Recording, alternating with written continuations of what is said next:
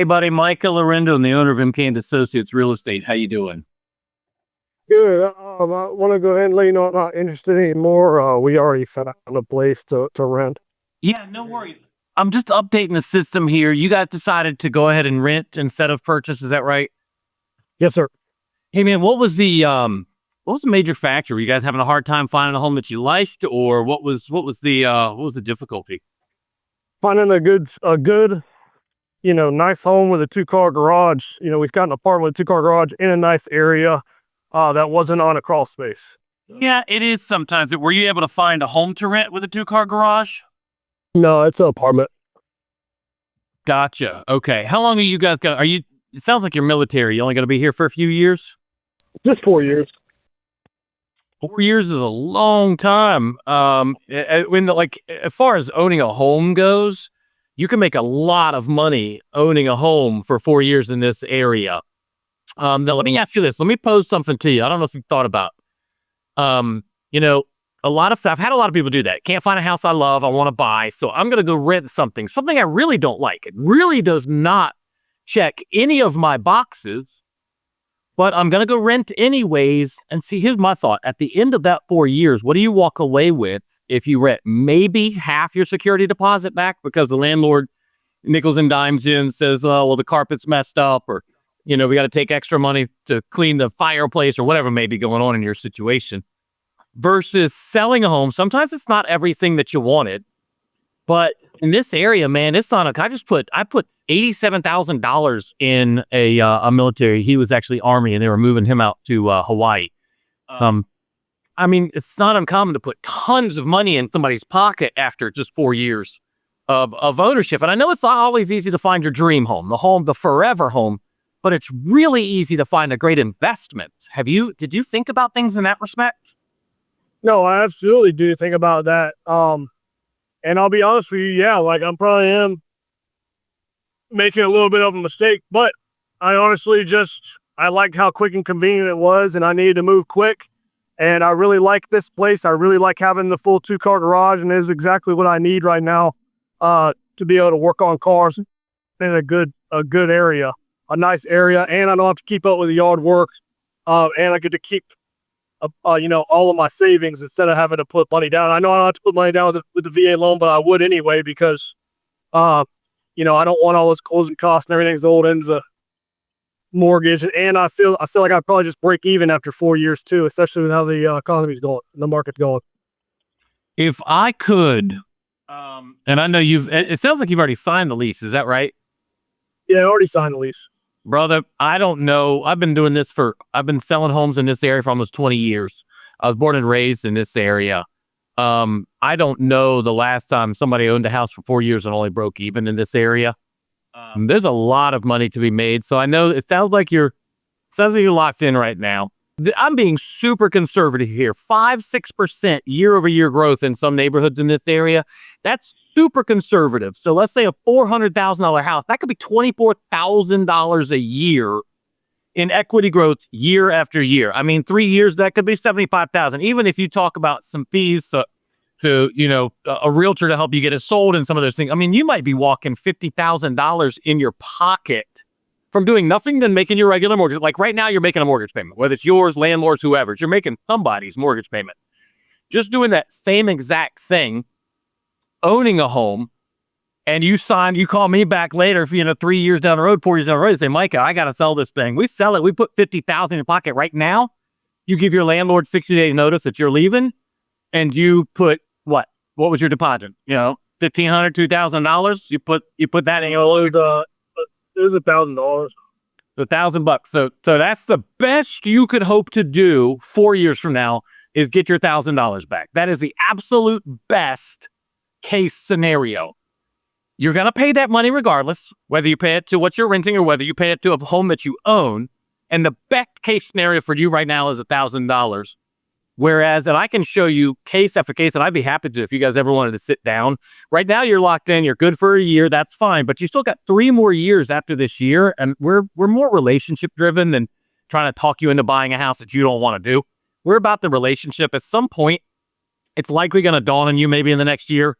If you got that bug, you're going to be thinking about it. You're going to see the right Dave Ramsey, reel on social media or something, you're going to see something that says, man, I think I screwed up. I think I probably should have bought when I thought about it. It got a little hard and I didn't really have the time to give it some thought, but I've got the next year to give it some thought and I don't want to do that again.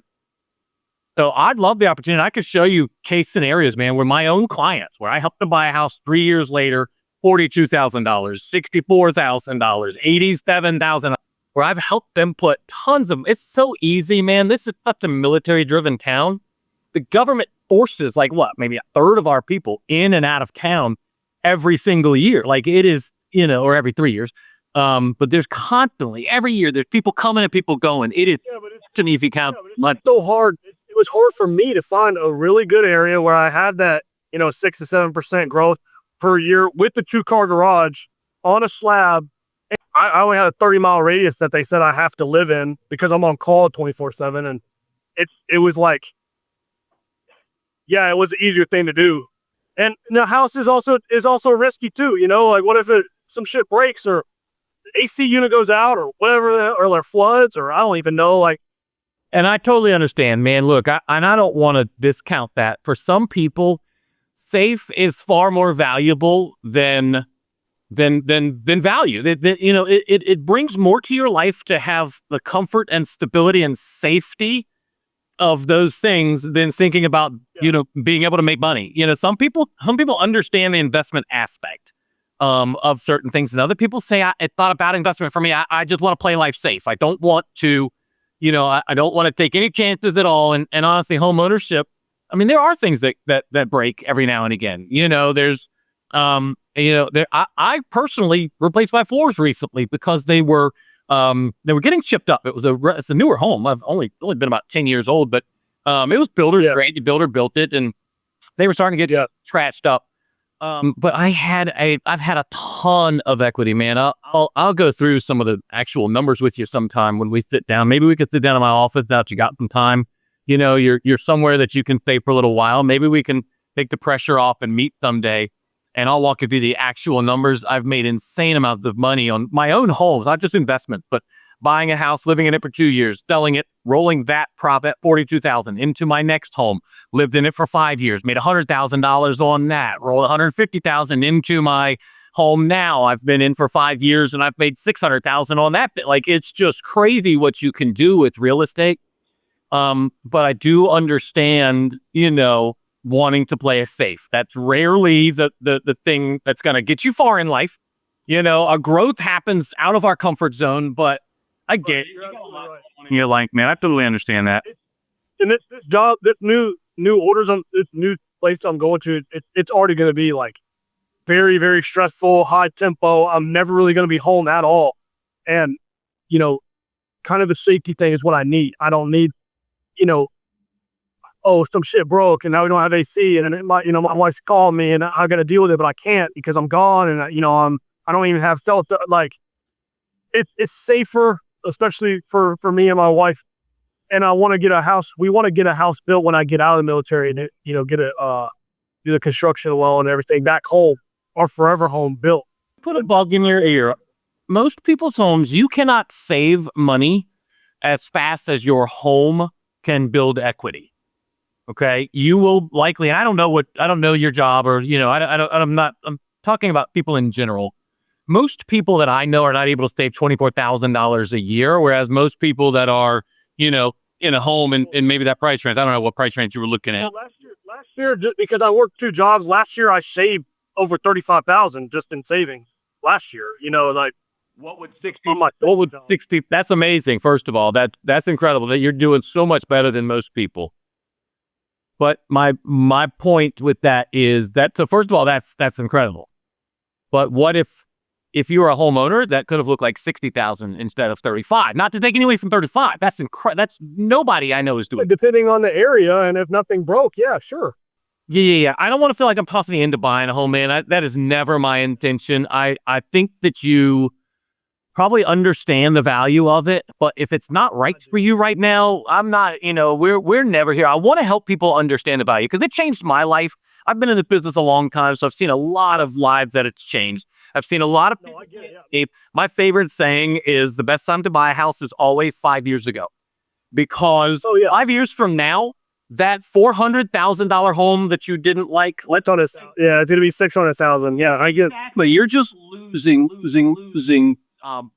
headway, all along the process. But, listen, sometimes we're just not ready for it, or life has us doing other things. Are you thinking, tell me about the house you're in right now. Is there a two-car garage there? I'm in an apartment with no garage. We're moving to an apartment with a 2-car garage now. Gotcha. So you're moving to an apartment, and they've got like garages outside, like Part of our unit. It's literally part of our. It's like a condo basically, but it's it's condo an apartment complex. So they have 2-car garages, and then you just walk upstairs. It's right in your apartment. Like it's all together in one. It's only a couple hundred more bucks a month than where I'm at now with no garage. You know what I'd love to do? If you've got interest in home ownership, that's probably not going to go away. You're settled for right now, which is great. It takes the stress off. You got a lot of stress with your work coming. But what I'd love to do, man, is Brinkley, I'd like to sit down with you for a few minutes. I don't know if you're open to it sometime. There's no rush, but sooner than later, so you have something to chew on for the next year while you're in your leave, and just show you some of the possibilities, some of the things. I'm in the top 2% of all agents in this area.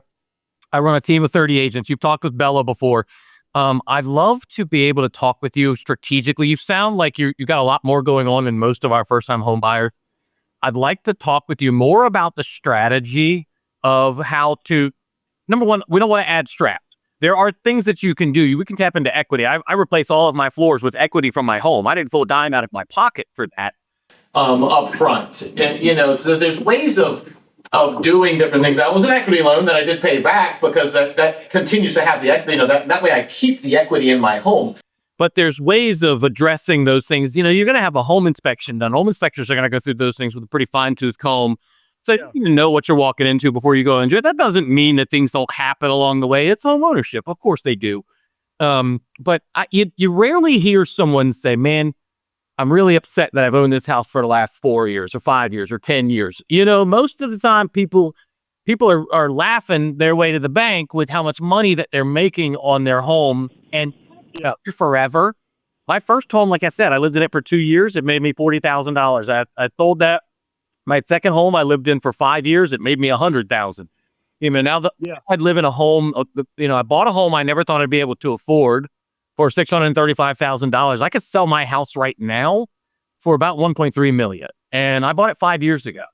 And I never thought I'd be in that position in life. But home ownership, buying that first. You think the bubble's gonna pop soon or what? I'm going to send you a video. Matter of fact, I brought up Dave Ramsey earlier. Dave Ramsey says in this video, I laughed and I reposted it on social media the other day. He said, what are you talking about? Bubble bursting and homes coming down. Homes have never been cheaper in the history of ever. There was one time where there was a bubble burst in 2008. That was an absolute anomaly. There was an economic, disaster, essentially. And Oh yeah, I grew up through it. and right after it, they skyrocketed. Skyrocketed. There is no bubble. There is no burst. You continuing to wait and trying to game the system as someone got in your head and gave you bad information. But there is never a time where real estate is going to be cheaper than it is today. Never. It's always going to be more expensive. You're always going to get less. Next year, the homes you were looking at, what price range were you looking at this year? Around 400. So the $400,000 homes that you were looking at and didn't like this year are now going to cost $425 next year, this time next year. The 375s that you didn't like are now the 400. The 350s you hated and wouldn't even go look at, maybe even couldn't even find any at 350, honestly, in this area. Those are now going to be 375, 380, and you wouldn't even go look at those. Those are going to be the ones that are now in your price range this time next year. It does not get easier. The more you put it off, the harder it gets. Now, here's the deal. Real estate is a train, right? You want to be on that luxury car. You want to be kicked back with your feet up, somebody bring you cocktails. You want that thing that you really want. That train has left the station. You're standing at the station right now. If you're renting, you're watching that train pass you by, and it's going pretty fast. There is no way you're going to run up to it and jump on and get that front train, that luxury car. You're not going to get that house of your dreams. The best way, if you know this, you've stood up in a car, on a bus, or on a train. If you're standing on that train, it's really easy to move at the speed of that train and to walk forward. But if you're at the station, it's really hard to catch something moving faster than you. So I tell people, you got to get moving the speed of real estate. Get on wherever you can get on. It might not be the front car. It might not be the luxury car. Just get on. Buy a house. Buy something you don't even like. It doesn't matter. Is this something you could live in for the next 2 years? Think of it this way. You're flipping a house. You're just doing it over 2 years instead of 2 months. Is it something you can deal with? If you look at this and say, man, I can put $40,000 in my pocket 2 years from now, I'm buying this house. I can put $50,000, $60,000 in my pocket 5, 6, or 3, 4 years from now. This is a great investment. If you look at your first homes more as an investment than a forever solution, that's how you're going to get that home you never thought you'd own. Eventually, no one's going to be able to afford a freaking house in like 20, 30 years. No one's going to be able to afford anything. We're going to all rent everything and everyone's going to be happy. Well, you know who is going to be a homeowner? The people who were homeowners. Yeah. Yeah, exactly. Going to continue to transfer. So you can be on the outside of that and be like, I'm like everybody else. I'm broke and rent an apartment too. Or you can be that guy that said, you know what? I saw this coming and I bought it. Yeah. And so I'm moving at the speed of real life. So I can continue. So the investors aren't looking to buy the $5, $6, $7, $8, $900,000 homes. They're looking to buy the entry-level home. So you got to get one now while you can, because I don't disagree with you, man. There may come a time in too many years from now that you can't. People like you, Janice, but still don't because it was convenient. You're going to look back at, I knew it. I knew I needed to do it. I knew what was coming, but it was inconvenient for me at the time. And I blew my chance, and now I don't have that chance. You know, you made the decision you have to make for right now. But if you still want to be a homeowner, and like I said, I don't want to talk you into this. This is your deal. You want to do it. You want to sit down and talk. There's no commitment. You don't have to buy a house. But if you'd like to sit down, maybe meet in my office and talk a little bit about, talk a little more about this, and I can pull up some numbers. We can look at some of the houses you looked at and just say, would this have been a good investment? No, it wouldn't have been. Good thing you walk away from that, and I'll show you why. And I'll show you what might have been a good investment, so that if by next year you say, you know what, man, I talked to that guy, Mike. He made some sense. I don't want to keep hitting on the fence, man. I keep missing my opportunity, because 5 years from now, you might not be able to afford. Now, you're saving money. You're doing a lot better than most people. So maybe you always will, because you're responsible. But it's going to hurt a lot more 5 years from now than it will today. Yeah, I'll definitely keep that in mind, man. Like, and I'll probably come talk to you in the next year or so. I just really need to get settled at this next command. Okay. See what I got going on. But it's, that's my main focus right now. I needed something safe, at least until I can transition to this new place. Listen, we're going to do this. Bella's one of my agents. We're going to continue to just stay in touch with you. We'll just ping you every now and again, shoot you a text message, just to remind you who we are. If I tell you, great, let's talk in 4 months, you're not going to remember who I am 4 months from now. So we'll ping on you every couple of weeks, just shoot you a text, just remind you we're out here. But let's give it a couple of months for you to move and get settled in and stuff. And then let's plan a time to come in and talk. Let's sit in my office. Let's have a conversation. I mean, there's no commitment, right? I know you're in a lease. There's nothing. I'm not going to pressure you to do anything. You're in a lease right now. So we'll just sit. We'll have a conversation about what might things look like this time next year, and put you on for a little while. And if it makes sense, we'll start a plan to move forward next year. If it doesn't, you'll say, no, Mike, I'm going to stay where I am. All right, man. Sounds good. Good deal. All right, brother. We'll be in touch. Okay. See you, buddy. Hey, listen, hit subscribe so we can keep popping in to help you with some great ideas to rocket fuel your real estate business.